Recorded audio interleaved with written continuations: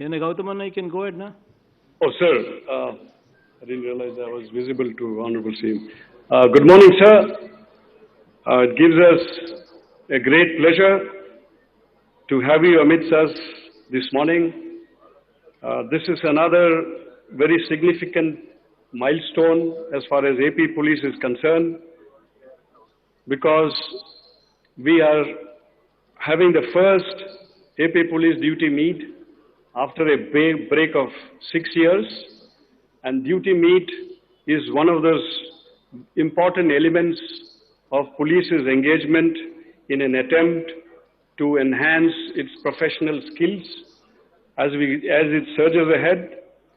Every year during the duty meet, it's a moment where police not only takes stock of its capacities and capabilities, but also use that occasion to see that the professionalism, the competencies, the skills which are required for policing, they are demonstrated, not only demonstrated, but they are also showcased, and they are pitted against each other, leading towards a more enhanced professional skills and competencies. And sir, as you are aware of our proud legacy of Andhra Pradesh Police, being one of those police forces in the country which is on the forefront and always a role model with regards to its professional competencies and standards, which, however, had not been kept up. And over the last year and a half, with your persistent and consistent support and guidance and a drive that you have initiated on amongst all of us, we have been pursuing these professional standards, and towards that is this initiative and this effort today.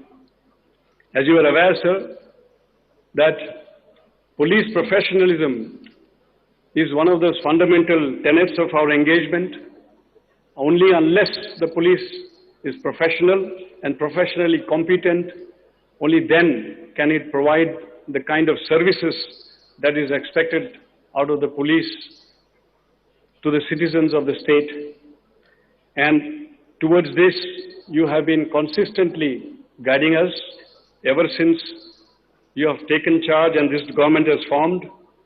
I remember the first meeting of SPs and collectors which you had conducted, in which you had laid down the guidelines that we need to be people-friendly. We need to serve the masses. We need to serve the common man. And particularly we need to serve those who are weak, who are vulnerable, those who are marginalized, and those who still do not feel included. And adi kuda oka chirunavatam swagatam cheyadam ani. That is something which you had told us on the very beginning, sir. And we have been ever since making attempts to transform and change ourselves, bring in this transformation with the police, within the police department towards that people-friendly, towards a more efficient, towards more transparent and accountable policing. And in that, we have used technology extensively to bring in this change and transformation, sir. And as you are also aware, sir, we are proud to say once again that during the year, we have received about 108 awards for using technology for innovation within the police department. And this innovation not only speaks about proficiency and efficiency within the police department, but more importantly, better service, better delivery of services to the citizens of the state. And that is precisely, sir, we have been aiming at. So we are very proud to say that we are able to host this event today in this holy city of Tirupati. And this is after the second time, sir, after 25 years, 15 years that we have come again back at Tirupati, conducting this event here, sir.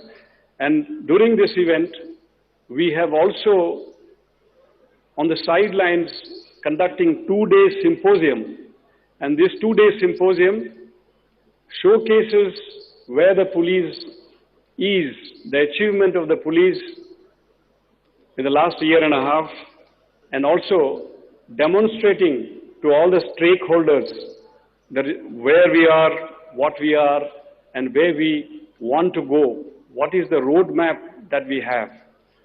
And also, during this event, we will be interacting and interfacing with other stakeholders who are equally concerned, particularly in the field of education, technology, and we have also tying up with these institutions of excellence and academic institutions, the world of academia. We will also be signing 6 MOUs with starting with the IIT. We just signed the MOU with the IIT Tirupati, sir.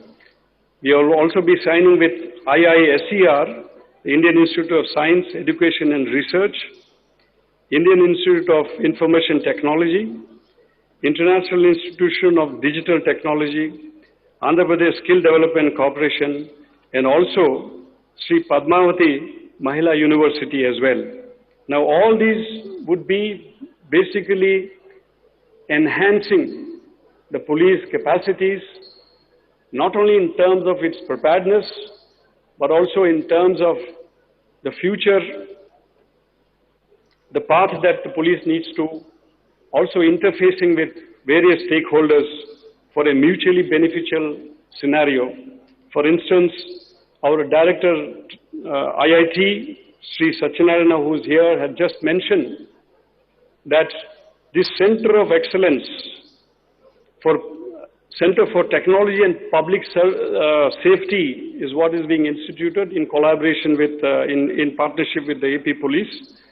We'll be looking into various domains which have emerged and which are very relevant and very contemporary today. For instance, artificial intelligence, big data, cyber security, blockchain technology, IoT, robotics, and also look into capacity building, apart from knowledge and training programs for the police department to build our capacities. At the same time, also for the Indian Institute of Technology to also understand from the user perspective all the technology and the research and whatever in the field of technology which they have acquired or that is available. So from the user perspective also, it is very important for them to really understand how the technology is being used and then overcoming and trying to hone and further improve the technology performance. So the director of IIT was also kind enough to also mention that not confining to the portals of IIT Tirupati, but also he will be coordinating with all other IITs and as well as whatever technology which is available today, which will be made use, which can be made use and made available to the AP Police for further building our capacities and making us more efficient, more professional. And all that, sir, we never lose track. It is meant for better service delivery to the citizens of the state. So, sir, we are really looking forward to your message today and your blessings. We are looking forward further such support and encouragement from your side, which you have been consistently giving us and guiding us. And the same fervor we can see in our engagement. And this is also an effort along those lines which you have been persistently guiding us on. So once again, sir, on behalf of AP Police, it gives me great pleasure to invite you to give us your message and your blessings to AP Police and this event. Thank you very much, sir.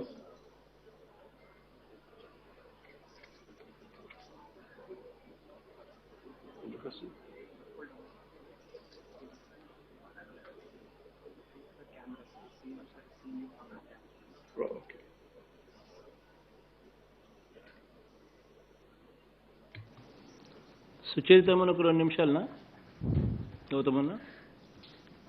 అందరికీ నమస్కారం. ఈరోజు AP state police duty meet 2020 కార్యక్రమానికి విచ్చేసినటువంటి గౌరవ ముఖ్యమంత్రి వర్యులు Shri YS Jaganmohan Reddy గారికి, అదేవిధంగా డీజీపీ గారు, ఇతర ఉన్నత అధికారులు, అదేవిధంగా పాల్గొన్నటువంటి ప్రతి ఒక్కరికి కూడా హృదయపూర్వక నమస్కారం తెలియజేస్తూ, ఈరోజు రాష్ట్ర ప్రజల ధన మాన ప్రాణాల యొక్క రక్షణలో పోలీసుల యొక్క పాత్ర ఎంతో కీలకమైనది. అదేవిధంగా శాంతి భద్రతల పరిరక్షణలో కూడా మన పోలీసుల బాధ్యత ఎంతో ఉన్నతమైనది. మరి అన్నిటినీ సమర్థవంతంగా ఎదుర్కొని విధంగా పోలీసులు తగిన విధంగా తర్ఫీదు పొందాల్సినటువంటి అవసరం ఉంది. ప్రస్తుతం శాంతి భద్రతలకు తోడు నేరాలు రకరకాలుగా వారి స్వరూపాన్ని మార్చుకుంటున్నటువంటి పరిస్థితుల్లో మరి గతంలో ఉన్నటువంటి నేరాలకు ఇప్పుడు ఉన్నటువంటి నేరాలకు సైబర్ క్రైమ్స్ కానివ్వండి, వైట్ కలర్ క్రైమ్స్, అదేవిధంగా మనీ సర్క్యులేషన్లో ఇలా రకరకాల సమస్యలు మనకు సమాజంలో ఉత్పన్నమవుతున్నటువంటి పరిస్థితుల్లో మన పోలీస్ శాఖ ప్రస్తుతం ఉన్నటువంటి సమస్యలకు అనుగుణంగా అత్యాధునికమైనటువంటి టెక్నాలజీని ఉపయోగించుకొని మరి పరిరక్షించాల్సినటువంటి బాధ్యత ఉంది. మరి ఈ కార్యక్రమంలో మనకు మన రాష్ట్ర వ్యాప్తంగా ఉన్నటువంటి టెక్నాలజీని వినియోగించుకునే విధంగా ఈరోజు మనము ఈ కార్యక్రమం ఏర్పాటు చేసుకోవడం చాలా గొప్ప విషయం. మరి రాష్ట్రం విభజించిన తరువాత మరి గత 6 సంవత్సరాల్లో మనం ఈ పోలీస్ డ్యూటీ మీట్ ఏర్పాటు చేసుకోకపోవడం అన్నది నిజంగా బాధాకరించేటువంటి విషయం. మన గౌరవ ముఖ్యమంత్రి వర్యులు శ్రీ జగన్మోహన్ రెడ్డి గారి ఆధ్వర్యంలో ఈరోజు ఈ కార్యక్రమాన్ని ఏర్పాటు చేసుకోవడం అన్నది చాలా ఆనందదాయకమైనటువంటి విషయం. మరి మన పోలీసు గత సంవత్సరం నుండి చూస్తే మనకు జాతీయ స్థాయిలో 108 అవార్డులు మనం గెలుచుకోవడం అన్నది నిజంగా ఈరోజు మన పోలీసుల పనితీరును అద్దం పడుతూ జాతీయ స్థాయిలో ప్రశంసలు పొందుతూ ఉన్నటువంటి విషయం మనందరికీ తెలిసిందే. మరి అలాంటి ఇంకా అత్యున్నతంగా ఇంకా ఏమేమి మనము వినియోగించుకోవచ్చు అని ఈరోజు ఈ కార్యక్రమం ద్వారా మనం తెలుసుకోవాల్సినటువంటి అవసరం కూడా ఉంది. అంతేకాకుండా మరి ఈరోజు ఆంధ్ర రాష్ట్రంలో జరుగుతున్నటువంటి సంక్షేమ పాలన చూసి ఓర్వలేక ఈరోజు కులాల మధ్య మతాల మధ్య చిచ్చుపెట్టి ఏదో ఒక పబ్బం గడుపుకోవాలని ఎదురు చూస్తున్నటువంటి వారిని సమర్థవంతంగా ఎదుర్కొని ఢీకొట్టాల్సినటువంటి అవసరం కూడా మన డిపార్ట్మెంట్ మీద ప్రత్యేకంగా ఉందని చెప్పేసి నేను భావిస్తూ ఉన్నాను. అంతేకాకుండా మన గతంలో మనకు ఉదాహరణకు చెప్పాలంటే పోలీస్ డిపార్ట్మెంట్కి మీద గత ప్రభుత్వంలో ఎంత ప్రేమ ఉందని ఆలోచిస్తే 2018లో డిపార్ట్మెంట్కు సంబంధించి కొన్ని వాహనాలు కొనుగోలు చేశారన్న. కొనుగోలు చేసి 66 కోట్ల రూపాయలకి కొనుగోలు చేసి కేవలం 1 కోటి రూపాయలు చెల్లిస్తే ఆ పోలీస్ డిపార్ట్మెంట్ ఏదన్నా వెహికల్స్ కొనాలంటే ఆంధ్రప్రదేశ్ పోలీసులకి ఇవ్వకూడదని చెప్పేసి అన్ని సంస్థలు బ్లాక్ లిస్ట్లో పెట్టినటువంటి పరిస్థితి. మీరు వచ్చిన తర్వాత ఆ బిల్లులు మొత్తం క్లియర్ చేసినటువంటి ఘనత మీదన్నా. అంతేకాకుండా ఆ రోజు మనం దిశ వెహికల్స్ ఏవైతే మనము ఈరోజు మహిళా భద్రత కోసం 900 వాహనాలు కొనుగోలు చేశామో అందులో మావి 200 వాహనాలు అని చెప్పేసి క్లెయిమ్ చేస్తూ ఉన్నారు. అందులో కూడా ఒక్క వాహనానికి కూడా 1 పైసా కూడా చెల్లించినటువంటి ఘనత కూడా గత ప్రభుత్వాన్ని అని చెప్పుకోవచ్చండి. ఇలాంటివి చేసి ఈరోజు పోలీస్ భద్రతలో మేము చాలా ముందున్నాము అని ఈరోజు పోలీస్ డిపార్ట్మెంట్కు ఏమీ చేయకుండా ఈరోజు వాళ్ళు పనితీరును మెచ్చుకొని జాతీయ స్థాయిలో అవార్డులు ఇస్తుంటే కూడా మరి దానిని కూడా చిన్నబుచ్చుతూ ఈరోజు పోలీస్ వ్యవస్థ విఫలమవుతుందని చెప్పేసి వాళ్ళ మీద బురద చల్లేటువంటి కార్యక్రమం చేస్తూ ఉన్నారు. దయచేసి మీరందరూ కూడా ప్రతి ఒక్క మనకు ఈరోజు జరుగుతున్నటువంటి రాష్ట్రంలో ఈ కులాల మతాల మధ్య చిచ్చు పెట్టి పబ్బం గడుపుకోవాలని చూస్తున్నటువంటి వారిని మీరందరూ కూడా సమర్థవంతంగా తిప్పికొట్టాలని చెప్పేసి మనస్ఫూర్తిగా కోరుకుంటూ రానున్నటువంటి కాలంలో మరింత సమర్థవంతంగా పనిచేసి ఈ గత సంవత్సరం మన 18% నేరాలు తగ్గుముఖం పట్టినాయన్న ఆంధ్ర రాష్ట్రంలో. ఇక భవిష్యత్తులో ఇంకా తగ్గించే విధంగా మన వ్యవస్థలు పనిచేయాలని నేను మనస్ఫూర్తిగా కోరుకుంటూ మరి ఒక్కసారి మీ అందరికీ ఈ మీట్లో పాల్గొంటున్నటువంటి అధికారులకు డిపార్ట్మెంట్ వారికి అందరికీ అభినందనలు తెలియజేస్తూ సెలవు.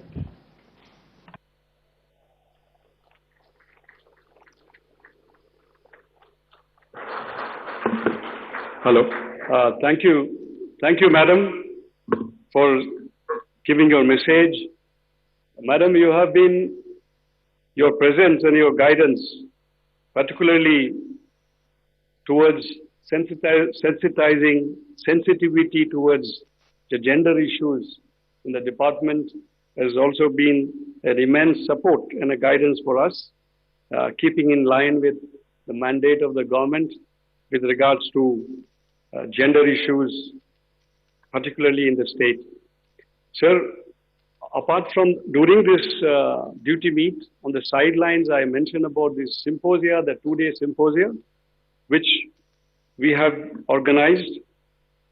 We would be also dealing extensively with regards to the various challenges, contemporary challenges and issues which we are facing on a daily basis. We will also be interacting with social media heads with regards to such challenges in social media. We will also be deliberating on investigation on online gaming, online betting, etc. Recent trends in cybercrime, cyber hygiene, online fraud. Then on the second day of the symposium, we will be dealing exclusively with the women-related affairs and matters, crime against women, cyber crime against women, technology outreaches to control crime against women. These are the subjects we'll be deliberating during this 2-day symposium, wherein all the stakeholders will be coming in. And we are also extensively involving and engaging the youth, particularly the student and the youth in and around Tirupati, sir, during this symposium. So thank you, sir. And once again, we request our Honorable CM to deliver his message and blessings to this meet. Thank you.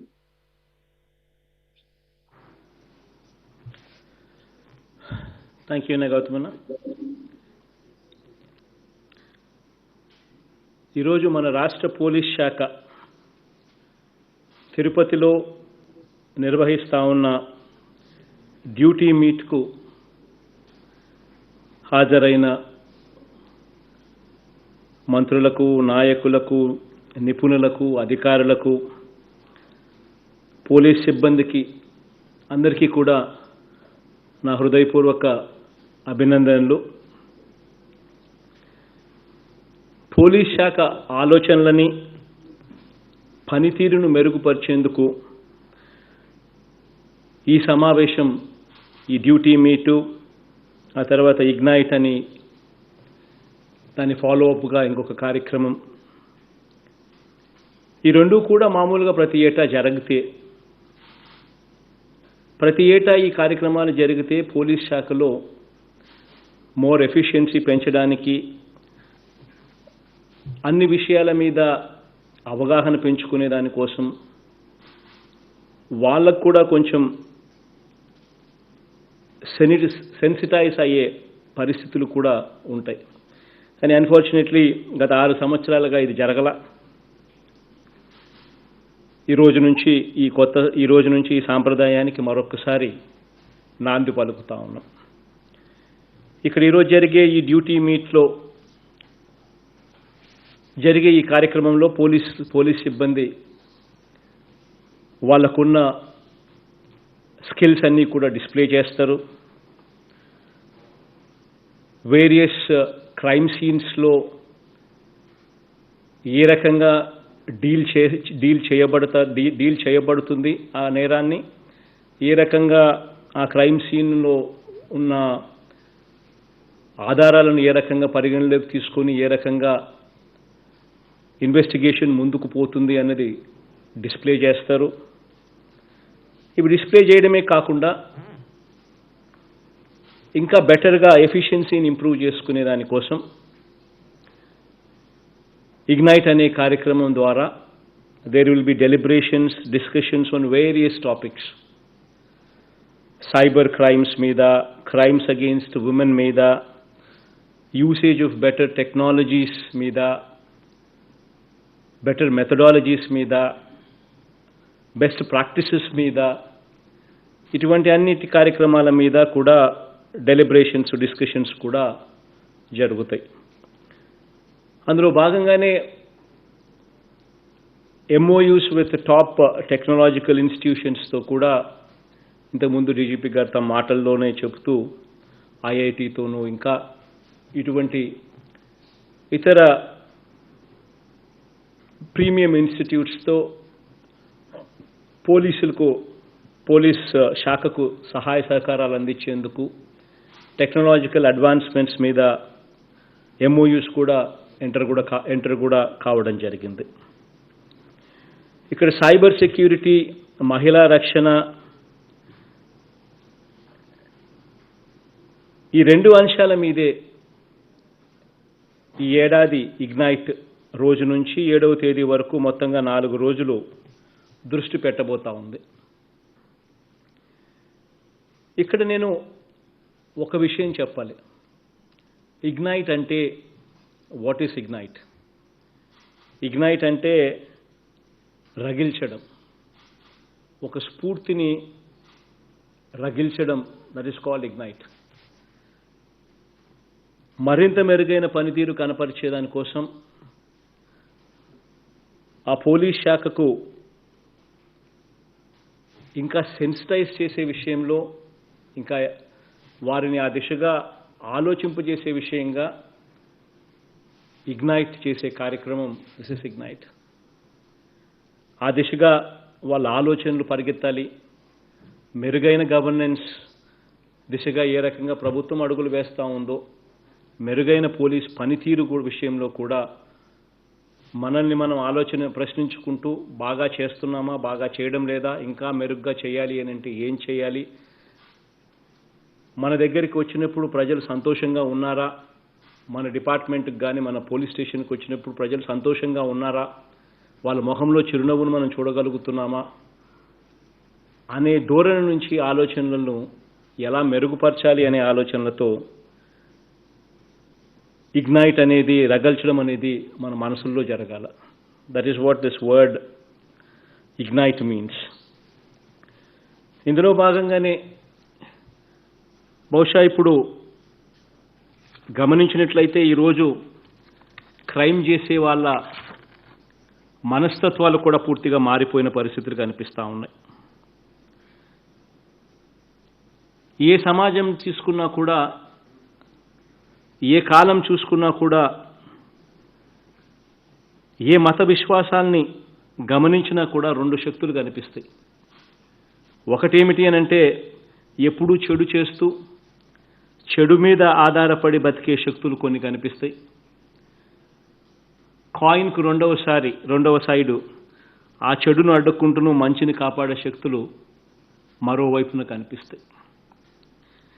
గడిచిన 18 నెలల పరిపాలనలో ఒక్కసారి గమనించినట్లయితే నా మొట్టమొదట collectors, ఎస్పీల conference మంగళగిరిలో పెట్టడం జరిగింది.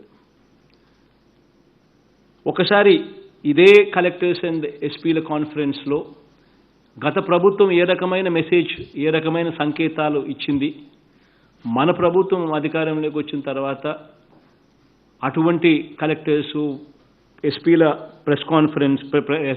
ఎస్పీల కాన్ఫరెన్స్లో మనం ఏ రకమైన సంకేతాలు ఇచ్చినాము అని చెప్పి ఒక్కసారి బేరీజు వేసుకుంటే, గతంలో చూస్తే మా వాళ్ళు ఏం చేసినా చూసి చూడనట్టు పోవాలి అని చెప్పి నిర్మోహమాటంగా, ఏమాత్రం కూడా జంకు బొంకు కూడా లేకుండా, ఏం మాటలు మాట్లాడుతూ ఉన్నాము అని కూడా తెలియకుండానే డైరెక్ట్గా ఆదేశాలు ఇచ్చేవాళ్ళు కలెక్టర్స్ కాన్ఫరెన్స్లోనూ, ఎస్పీల కాన్ఫరెన్స్లోనూ.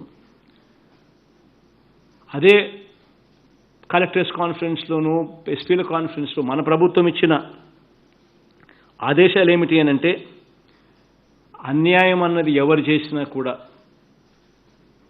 పార్టీలు చూడాల్సిన అవసరం లేదు, రాజకీయాలు చూడాల్సిన అవసరం లేదు, కులాలు చూడాల్సిన అవసరం లేదు, మతాలు చూడాల్సిన అవసరం లేదు. తప్పు ఎవరు చేసినా తప్పు తప్పే. తప్పు మా వాళ్ళు చేసినా కూడా తప్పు తప్పే. అటువంటి తప్పును ఊరికే చూడొద్దండి, వదిలేయొద్దండి అని చెప్పి కూడా సంకేతాలు ఇచ్చాం. న్యాయం, ధర్మం అనేటి రెండు అంశాలను పరిగణలోకి తీసుకొని అడుగులు ముందుకు వేయాలని చెప్పి కూడా ఆదేశాలు ఇచ్చాం. అన్ఫార్చునేట్గా ఈరోజు రాజకీయాలు కూడా ఎలా మారిపోయాయి అని అంటే నిజంగా ఒక్కొక్కసారి బాధ అనిపిస్తుంది. బహుశా ఈ 18 నెలల మన పరిపాలన కూడా వాళ్ళల్లో ఆ భయాన్ని కూడా పుట్టించాయేమో బహుశా మనకు సంబంధించిన ప్రతిపక్షంలో ఉన్న వాళ్లకు. ఈ 18 నెలల కాలంలో కులం చూడకుండా, మతం చూడకుండా, ప్రాంతం చూడకుండా, పార్టీలు చూడకుండా, భేదాలు అనేటివి ఎక్కడా కూడా తేకుండా చూడకుండా అర్హత ఒకటే ప్రాతిపదికన తీసుకుని ప్రతి గ్రామంలోనూ గ్రామ సచివాలయాలు, వార్డు సచివాలయాలు తీసుకొచ్చి వాలంటీర్ల వ్యవస్థను తీసుకొని వచ్చి ప్రతి 50 ఇళ్లకు ఒక వాలంటీర్ను కూడా తీసుకొచ్చి ప్రతి సంక్షేమ పథకం కూడా మనకు ఓటు వేయని వారైనా సరే అర్హత ఉంటే వారికి కూడా అందాలి అని చెప్పి దిశ దశ నిర్దేశించి వాళ్ళందరితో ఈరోజు సంక్షేమ కార్యక్రమాలు, సంక్షేమ పథకాలన్నీ కూడా నేరుగా ఎక్కడా కూడా వివక్షకు తావు లేకుండా, ఎక్కడా కూడా కరప్షన్కు తావు లేకుండా నేరుగా డైరెక్ట్ బెనిఫిట్ ట్రాన్స్ఫర్ కింద నేరుగా బ్యాంకు లబ్ధిదారుల బ్యాంక్ అకౌంట్లలోకి నేరుగా పడిపోతూ ఉంటే ఆ అక్కచెల్లెమ్మల ముఖాలలో చిరునవ్వులు కనిపిస్తూ ఉంటే, సంతోషాన్ని కనిపిస్తూ ఉంటే బహుశా తట్టుకోలేని పరిస్థితులకి ప్రతిపక్షం కూడా పోయిన పరిస్థితులు కూడా మనం గమనిస్తూనే ఉండం. నిజంగా ఇక ప్రజల్లో ఇంత మంచి చేస్తూ ఉన్న పరిపాలనను ఎదుర్కోవడం కష్టము అని చెప్పి కుయుక్తులు, కుట్రలు పండుతూ ఉన్న పరిస్థితులు కూడా ఈరోజు మనకు కనిపిస్తూ ఉన్నాయి. నిజంగా పూర్వపు రోజుల్లో పోలీస్ శాఖ ఎటువంటి నేరాలను విచారించేది అనంటే వస్తువులు ఎత్తుకుపోయే దొంగలు, ఇంట్లో దొంగతనమై వస్తువులు ఎత్తుకొని పోయే దొంగలను, ఎక్కడైనా దొంగతనం జరిగితే ఆ దొంగను ఆ కేసులు విచారించేది. తాళాలు ఎక్కడైనా పగలగొడితే ఆ దొంగలను ఎలా పట్టుకోవాలి అని చెప్పి బహుశా ఇళ్లలోకి దూరి చూడబడేదానికోసం తాళాలు పగలగొడితే అటువంటి నేరాలను ఎలా పట్టుకోవాలి అని చెప్పి బహుశా గతంలో ఇన్వెస్టిగేషన్స్ చేసేవాళ్ళు. కానీ ఈరోజు పరిస్థితులు అలా లేవు. కాలాలు మారాయి, సైబర్ నేరాలు వచ్చాయి, సోషల్ మీడియా పేరుతో యథేచ్ఛగా అబద్ధాలు చెప్పే యుగంలో ఈరోజు ఉన్నాం. వైట్ కాలర్ నేరాలు కూడా పెరిగిపోయాయి. యుగం మారింది. బహుశా దీన్నే కలియుగం అని కూడా, కలియుగంలో కూడా ఇది క్లైమాక్స్కి వస్తూ ఉన్న పరిస్థితులు కూడా కనిపిస్తూ ఉన్నాయి. ఎందుకనంటే ఈరోజు దేవుడు అంటే భయము లేదు, దేవుడు అంటే భక్తి లేని పరిస్థితులకి ఈరోజు వ్యవస్థ దిగజారిపోయింది. రాజకీయాల కోసం చివరికి దేవుణ్ణి సైతం కూడా వదిలిపెట్టడం లేదు. దేవుణ్ణి సైతం రాజకీయాల్లోకి తీసుకొని వచ్చి దేవుని ద్వారా కూడా, ఆ రాజకీయాల ద్వారా కూడా మేలు పొందాలి అనే ఆలోచనలు చేసే దారుణమైన కలియుగం క్లైమాక్స్లోకి ఈరోజు మనం ఉన్నాం. ఈరోజు నిజంగా దేవుడి విగ్రహాలుతో ఈరోజు చెలగాటం ఆడుతూ ఉన్న పరిస్థితులు ఈరోజు గమనిస్తూ ఉంటే ఒకసారి నాకు ఆశ్చర్యం అనిపిస్తుంది, వీళ్ళు అసలు మనుషులేనా అని చెప్పి. నిజంగా భయము, భక్తి, దేవుడు అంటే ఏమీ లేని పరిస్థితులు. ఇటువంటి నేరాలను కూడా ఎక్కడో మారుమూలన, ఎక్కడో ఒక ఊరిలో, ఒక గ్రామంలో ఎవరు మనుషులు లేనప్పుడు అర్ధరాత్రి పూట ఎవరు మనుషులు లేని టైంలో ఒక చిన్న గుడిలోకి వెళ్ళిపోయి అక్కడ దేవుని విగ్రహాలను విరగొట్టి మరుసటి రోజు సోషల్ మీడియాలోనూ, మరుసటి రోజు ప్రతిపక్షానికి పార్టీకి సంబంధించిన నాయకులు అక్కడికి వెళ్ళి దాన్ని రచ్చ చేయడం, దానికి వాళ్ళకి సంబంధించిన ఎల్లో మీడియా పేపర్లు, ఎల్లో మీడియా టీవీలలో దాన్ని పెద్ద పెద్ద అక్షరాలతో చూపించడం, నిజంగా కులాలను మతాలను ఈ మాదిరిగా రెచ్చగొట్టే పరిస్థితి చూస్తూ ఉన్నప్పుడు అసలు ఎటువంటి క్రైమ్స్ మీద మనం ఇన్వెస్టిగేషన్ చేయాల్సిన అవసరం వస్తూ ఉంది అన్నది ఒకసారి మనమంతా కూడా ఆలోచన చేసుకోవాలి. ఏ రకంగా మనం ఇటువంటి క్రైమ్స్ను కూడా డీల్ చేసే పరిస్థితిలోకి మన మనస్తత్వాలు మన మైండ్ సెట్లు కూడా మారాలి. మన ఎఫిషియన్సీస్ టెక్నాలజీ కూడా ఆ దిశగా కూడా అడుగులు వేయాలి. నిజంగా దేవుని విగ్రహాలను పగలగొడితే ఎవరికి లాభం? ఆలయాలలో ప్రార్థనా మందిరాలలో అరాచకాలు చేస్తే ఎవరికి లాభం? ఉద్రేకాలను రెచ్చగొట్టి హింసకు పాల్పడితే ఎవరికి లాభం? ప్రజా విశ్వాసాలను దెబ్బతీసి తప్పుడు ప్రచారాలు విష ప్రచారాలు చేస్తే ఎవరికి లాభం? ఇవన్నీ ఎందుకు జరుగుతూ ఉన్నాయి? ఎవరిని టార్గెట్ చేసి దుర్మార్గాలన్నీ కూడా చేస్తూ ఉన్నారు? ఇవన్నీ కూడా ప్రజలు కూడా ఆలోచించాలి. ఇవన్నీ జరుగుతూ ఉన్న పరిస్థితిలో కలియుగం క్లైమాక్స్లో ఇవాళ మనం ఉన్నామన్న సంగతి కూడా, ఇటువంటి అన్యాయమైన మనుషుల మధ్యలో మనం ఉన్నామన్న సంగతి కూడా గమనించాల్సిన అవసరం కూడా ప్రజలకు ఉంది. ఆశ్చర్యం ఏమిటి అనంటే, ఏదైనా ప్రభుత్వం నుంచి మన ప్రభుత్వం నుంచి ఏదైనా మంచి కార్యక్రమం ఏదైనా జరుగుతూ ఉంది అనంటే, కరెక్ట్గా ఆ మంచి కార్యక్రమం జరుగుతూ ఉన్నప్పుడు ఆ మంచి కార్యక్రమానికి పబ్లిసిటీ ఎక్కడొస్తుందేమో అని చెప్పి ఆరాటపడి ఆ పబ్లిసిటీ రాకుండా ఆ పబ్లిసిటీని ఎలా డైవర్ట్ చేయాలి అని చెప్పి ఆ డైవర్షన్ చేసే భాగాల్లో కుట్రల్లో భాగంగా దేవుని గుళ్ళను కూడా వదిలిపెట్టకుండా దిగజారుడు రాజకీయాలు చేస్తూ ఉన్న పరిస్థితి చూసినప్పుడు నిజంగా బాధ అనిపిస్తుంది. ఒకసారి 9 ఉదాహరణలు చెప్తాను. ఏ రకంగా మంచి జరిగేటప్పుడు ఏ రకంగా దానికి ప్రచారం రాకూడదు, ఆ మంచికి ప్రచారం జరగకూడదు అని చెప్పి ఏ రకంగా టాపిక్ డైవర్ట్ చేయడం కోసం గుడులు గోపురాలను ఏ రకంగా ధ్వంసం చేసే కార్యక్రమానికి సైతం కూడా వెనకాడని వీళ్ళని చూస్తూ ఉన్నప్పుడు వీళ్ళు ఎలాంటి మనుషులు అని అనిపిస్తుంది. 2019 నవంబర్ 14న ప్రభుత్వ పాఠశాలల్లో మెరుగైన సేవలు అందించాలని ఒంగోలులో మనబడి నాడు నేడు కార్యక్రమం ప్రారంభించాం. పేద పిల్లల కోసం చేస్తూ ఉన్న ఈ కార్యక్రమం ప్రజల్లోకి వెళ్లకుండా చూడాలి అని చెప్పి, పబ్లిసిటీ రాకుండా చూడాలి అని చెప్పి 2019 నవంబర్ 14న ప్రభుత్వ పాఠశాలలో ఈ కార్యక్రమాన్ని మనం ఇనిషియేట్ చేస్తే గుంటూరులో దుర్గగుడి ధ్వంసం అంటూ రచ్చ చేశారు. తీరా చూస్తే అది పచ్చి అబద్ధం. గుడి రోడ్డుకు అడ్డంగా ఉందని వేరే చోట గుడి నిర్మించి విగ్రహ ప్రతిష్ఠ చేశాకే ఇక్కడ రోడ్డు వైడనింగ్ చేశారు. కానీ అదే రోజు సోషల్ మీడియాలో గుడి కూల్చారు అని రచ్చ చేశారు. 21 జనవరి 2020 పిఠాపురం ఆంజనేయ స్వామి గుడిలో 23 విగ్రహాల ధ్వంసం అంటూ సోషల్ మీడియాలో ప్రచారం. దీనికి సరిగ్గా వారం ముందు జనవరి 15న దేశ చరిత్రలో తొలిసారిగా రైతులకు అండగా 3,000 కోట్ల రూపాయలతో ధరల స్థిరీకరణ నిధిని ఏర్పాటు చేసే కార్యక్రమం ప్రారంభం. ఆ కార్యక్రమానికి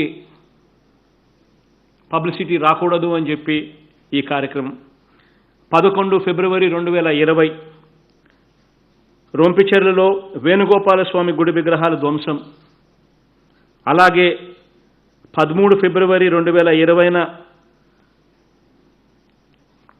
ఉండ్రాజవరం మండలంలో సూర్యపుపాలెం అమ్మవారి గుడి ముఖద్వారం ధ్వంసం చేశారు. 14 ఫిబ్రవరి 2020న నెల్లూరు జిల్లాలో కొండ్రబిట్టుగూటంలో ప్రసన్న వెంకటేశ్వర స్వామి ఆలయ రథం దగ్ధం చేశారు. దానికి సరిగ్గా వారం రోజుల ముందు ఫిబ్రవరి 8న ఆడపిల్లల రక్షణకై రాజమండ్రిలో తొలి దిశ పోలీస్ స్టేషన్ ప్రారంభించాం. ఆ దిశ పోలీస్ స్టేషన్ రాజమండ్రిలో ప్రారంభించే రోజున దానికి పబ్లిసిటీ రాకూడదని ఏకంగా గుడులు గోపురాలతో ధ్వంసంతో పబ్లిసిటీని డైవర్ట్ చేసే కార్యక్రమం. ఏ పనితో మహిళా లోకమంతా కూడా ఈ దిశ చట్టము, ఈ దిశ పోలీస్ స్టేషన్లతో ఉపయోగపడుతుంది మహిళా లోకానికనంటే ఆ కార్యక్రమం జరిగితే మహిళల్లో సానుభూతి మన ప్రభుత్వం పట్ల పెరుగుతుందని రాకుండా చేసే ప్రయత్నం. అదే సమయంలో వేణుగోపాల స్వామి గుడిలో విగ్రహాలు పగిలిపోయాయి. అమ్మవారి గుడిముఖ దూరం ధ్వంసమైపోయింది. నెల్లూరులో ఓ రథం కాలిపోయింది. ఒక్క దిశ పోలీస్ స్టేషన్ ప్రారంభిస్తే 3 ఘటనలు జరిగాయి. 2020 సెప్టెంబర్ 7న 55,607 అంగన్వాడీలలో 31,16,000 మంది అక్కచెల్లెమ్మలకు లబ్ధి చేకూరేలా తల్లి బిడ్డ వికాసం కోసం వైఎస్ఆర్ సంపూర్ణ పోషణ కార్యక్రమం అనగా ఒక్కరోజు ముందు సెప్టెంబర్ 6న 2020లో అంతర్వేది శ్రీ లక్ష్మీ నరసింహస్వామి రథం దగ్ధం చేశారు.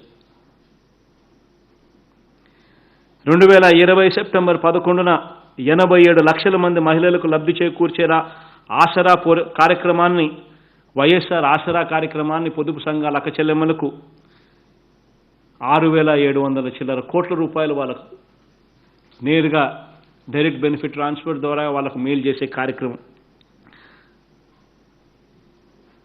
రాష్ట్రంలో ఉన్న పేద మహిళలందరూ కూడా తమ కష్టం తెలిసిన నాయకుడు వచ్చాడు అని చెప్పి ఆనందం వాళ్ళ ముఖాలలో కనిపిస్తూ ఉంది. దానికి కరెక్ట్గా సరిగ్గా 2 రోజులకు 13 సెప్టెంబర్ 2020న విజయవాడలో దుర్గగుడి రథానికి చెందిన వెండి సింహాలు మాయం చేశారు.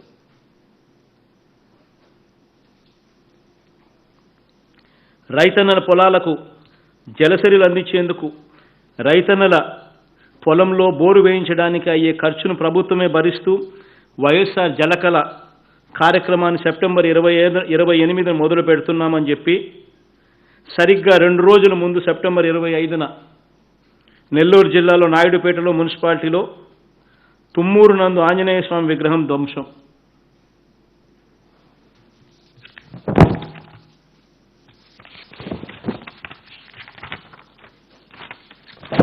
అక్టోబర్ 8న విద్యా వ్యవస్థలో విప్లవాత్మక మార్పులు తెస్తూ జగనన్న విద్యా కానుకలను ప్రారంభించి విద్యార్థులకు అండగా ఉన్నామని భరోసా ఇవ్వడానికి మనం సిద్ధమయ్యాం.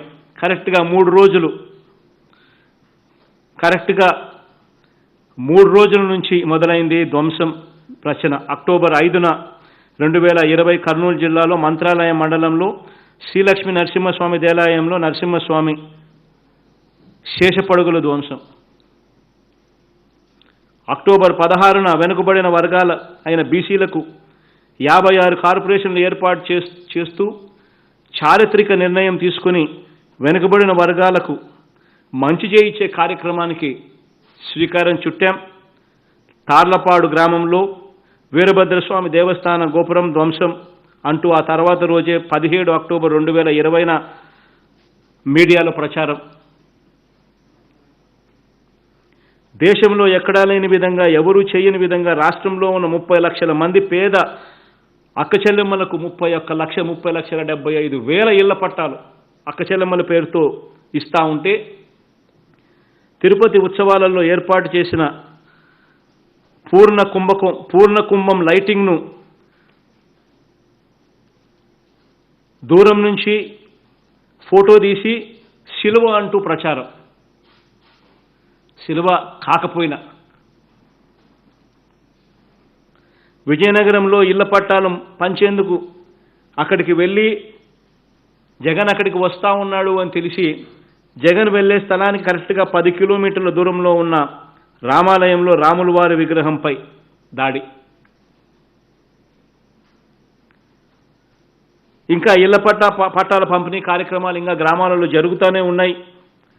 రాజమండ్రిలో సుబ్రహ్మణ్యం స్వామిపై గుడిలో దాడి. ఆశ్చర్యం ఏమిటి అంటే చాలా వరకు గుళ్ళు అసలు ఎండోమెంట్ పరిధిలోకి కూడా రావు.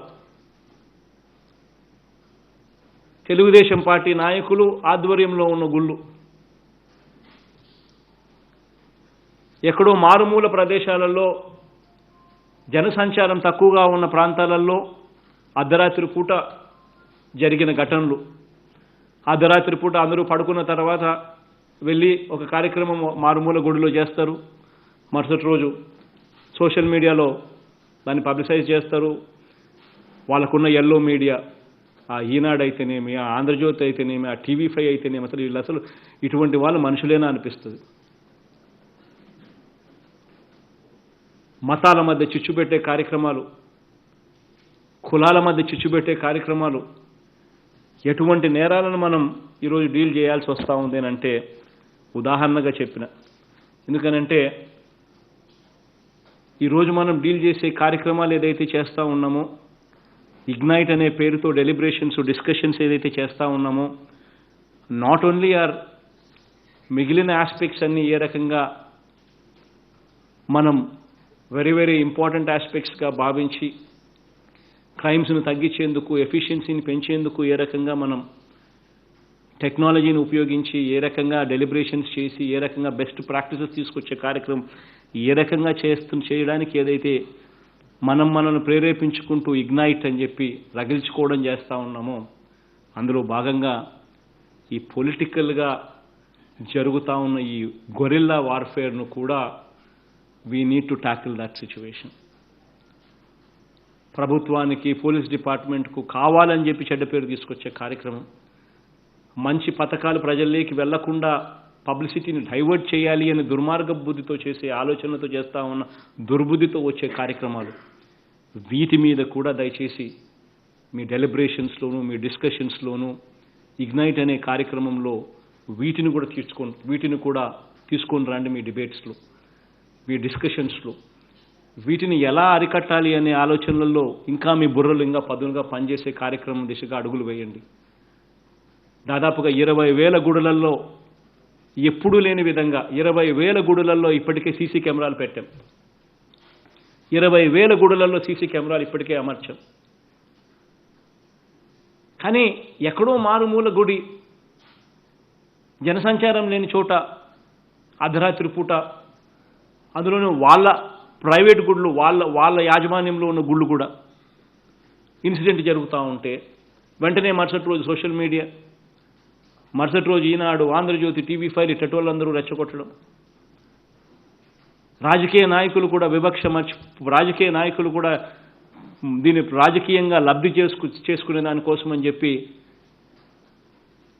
ఒక పద్ధతి ప్రకారం పన్నాగం పన్ని కుట్రలు పన్నుతూ ఉంటే మన ఆలోచనలు కూడా మారాలి. దయచేసి మీరంతా కూడా మీ ఇగ్నైట్ కార్యక్రమాలలో దీనిని కూడా చేర్చమని చెప్పి పోలీస్ డిపార్ట్మెంట్ను రిక్వెస్ట్ చేస్తూ ఉన్నాను. ఇటువంటి గొరిల్లా వార్ఫేర్ను కూడా డీల్ చేసే విధంగా మన ఆలోచనలను, మన టెక్నాలజీని ఏ రకంగా ఉపయోగపెట్టాలనో కూడా ఆలోచన చేయమని చెప్పి కూడా కోరుతూ, ఈ కార్యక్రమం ద్వారా మళ్ళీ ఒక మంచి సాంప్రదాయానికి మళ్ళీ స్టార్ట్ చేస్తూ ఉన్నాం. ప్రతి సంవత్సరం ఈ రకంగా మనకున్న టాలెంట్ను డిస్ప్లే చేయడం, టాలెంట్ను ఎలా మెరుగుపరుచుకోవాలనో డెలిబరేషన్స్, డిస్కషన్స్ చేయడం, దీనివల్ల ఇంకా బెటర్గా మన ఎఫిషియన్సీని పెంచుకునే దానికి ఊతం రావడం, వీటి వల్ల ఒక మంచి సాంప్రదాయం వల్ల మంచి జరగాలని చెప్పి మరొకసారి మొత్తం పోలీస్ డిపార్ట్మెంట్కు మనసారా కంగ్రాచులేట్ చేస్తూ, నా అభినందనలు కూడా తెలుపుతూ ఈ కార్యక్రమానికి ప్రారంభించే కార్యక్రమానికి శ్రీకారం చుడతాము. All the very best. So, I declare the first AP Police Duty Meet open. thank you, sir. Open.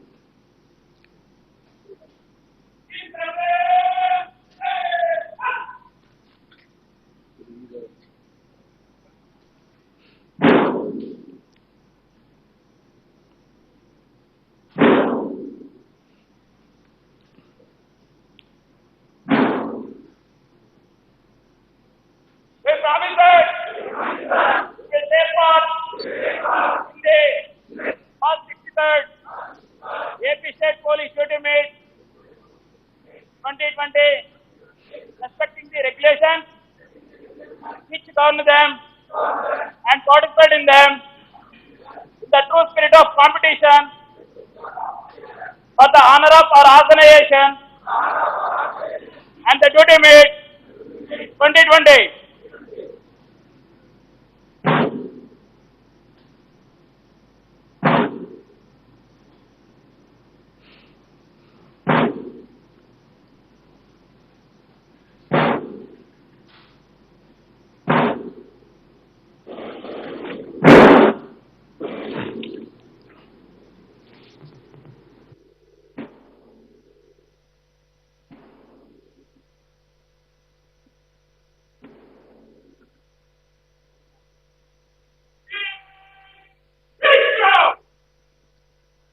Respected CM sir, all the captains that have come from the various units of the police force have now reported. It is hereafter that they will start engaging in taking part in the various competitions that have been designed and planned for them, sir. I now request the DGP sir to take the things forward.